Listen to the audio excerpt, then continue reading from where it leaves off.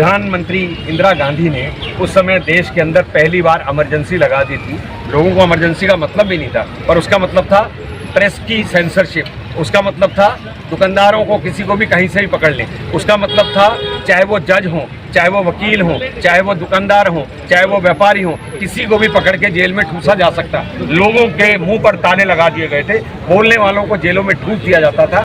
Jail में डालो भ्रष्टाचारियों, भ्रष्टाचार के आरोपियों को जेल में डालो, जेल में डालो भ्रष्टाचार के आरोपियों को जेल में डालो, जेल में डालो। लोकतंत्र के लिए हो गए भ्रष्टाचार के लिए, हम गए लोकतंत्र के लिए, हो गए भ्रष्टाचार के लिए। हम गए लोकतंत्र के लिए, हो गए भ्रष्टाचार के लिए, गए लोकतंत्र के लिए। हो गए भ्रष्टाचार के लिए।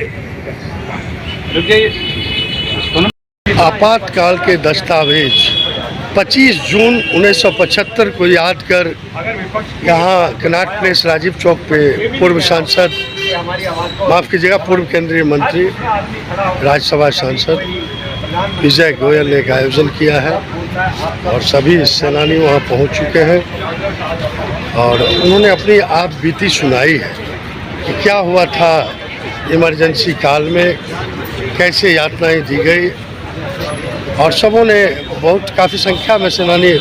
जी, आपका शुभ नाम? सुनील तिवारी। तिवारी जी, कैसा आयोजन हुआ आज? आज जो हमारे जो भारतीय जनता पार्टी या संघ के लोग थे जिनको ये आपातकाल में जो वो दी गई, सताया गया, कितने पावर का इस्तेमाल किया गया, गलत पावर का इंदिरा गांधी ने इस्तेमाल कर सबको जेल में ठूसने का काम किया उन्होंने। बड़ा दुर्भाग्य की बात रहा, वो काला दिन मनाना चाहिए और अपने शासन का जो है ना उन्होंने दुरुपयोग किया इंदिरा गांधी ने, तो उसी को आज दर्शाया जा रहा है कि विजय गोयल जी के नेतृत्व में, सांसद, हाँ, राज्यसभा सांसद विजय गोयल जी पूर्व केंद्रीय मंत्री के नेतृत्व में आज बताया जा रहा है कि 6 नंबर मेट्रो गेट पालिका बाजार में कि किस तरह से ये इमरजेंसी को, किस तरह से लोगों को मतलब कि परेशान की गई, जेल में डाला गया। धन्यवाद, थैंक यू। वहाँ पर बैठा करते थे उस पोस्ट ऑफिस के सामने और उसके बाद वहीं से वो आंदोलन शुरू हुआ गया में और उस पर जेपी सर भी वहाँ आए गया में और ये पहला गोलीकांड जो विद्यार्थी मरा 12 अप्रैल की वो घटना है, तो वो मुझे पूरी तरह याद है।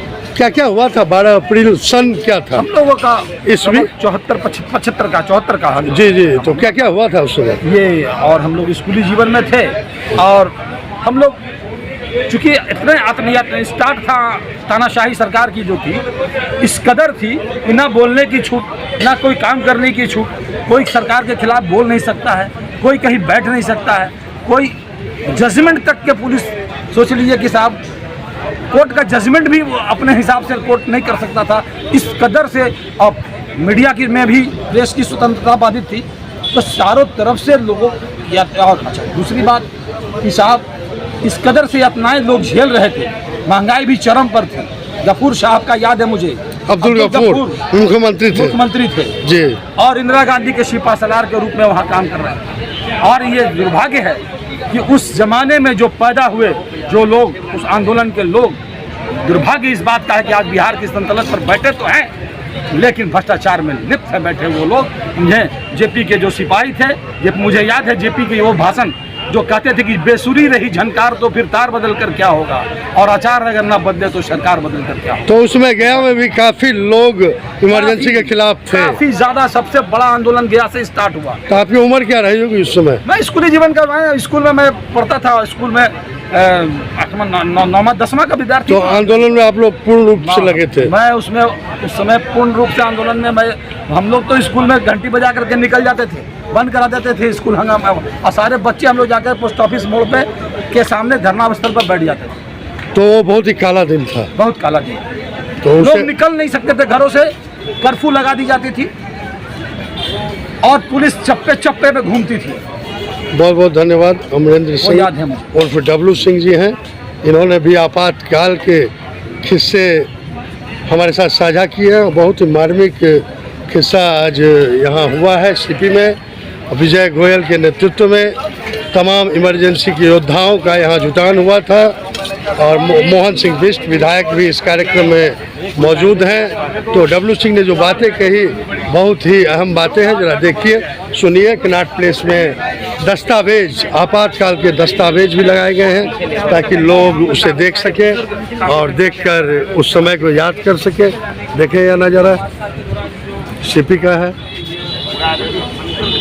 एक यह जेल है आपातकाल का और ये भ्रष्टाचार का जेल, यानी कि आपातकाल एक तरफ और भ्रष्टाचार के जो कैदी हैं उनका भी फोटो लगाया गया है। धन्यवाद।